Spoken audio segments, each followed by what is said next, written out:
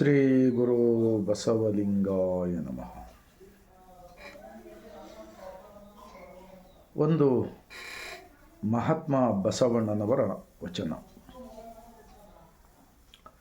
ಇವತ್ತಿನ ಜನರ ನುಡಿ ಮತ್ತು ನಡೆ ಯಾವ ರೀತಿ ನಮ್ಮ ಕಣ್ಣೆದುರಿಗೆ ನಾವು ನೋಡ್ತಾ ಇದ್ದೀವಿ, ಕೇಳ್ತಾ ಇದ್ದೀವಿ.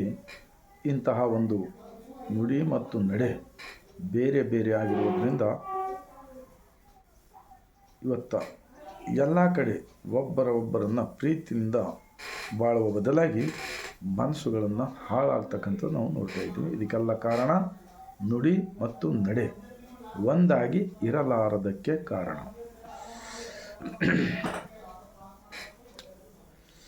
ಲೋಕದ ಡೊಂಕ ನೀವೇಕೆ ತಿದ್ದುವಿರಿ, ನಿಮ್ಮ ತನುವ ಸಂತೈಸಿಕೊಳ್ಳಿರಿ, ನಿಮ್ಮ ಮನವ ಸಂತೈಸಿಕೊಳ್ಳಿರಿ.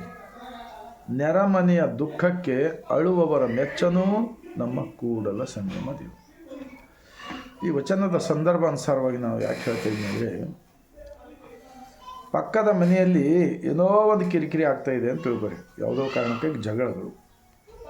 ಆವಾಗ ನಾವು ಒಂದು ಪರಿಪೂರ್ಣ ವ್ಯಕ್ತಿಯಾಗಿದ್ದು ಕೊಂಡು ಅವರನ್ನು ನ್ಯಾಯ ಕೊಡಲು ಹೋದರೆ ಅಲ್ಲಿ ನ್ಯಾಯ ಸಿಗುತ್ತದೆ. ಅವರು ನಾವು ಹೇಳಿದ ಮಾತು ಕೇಳ್ತಾರೆ.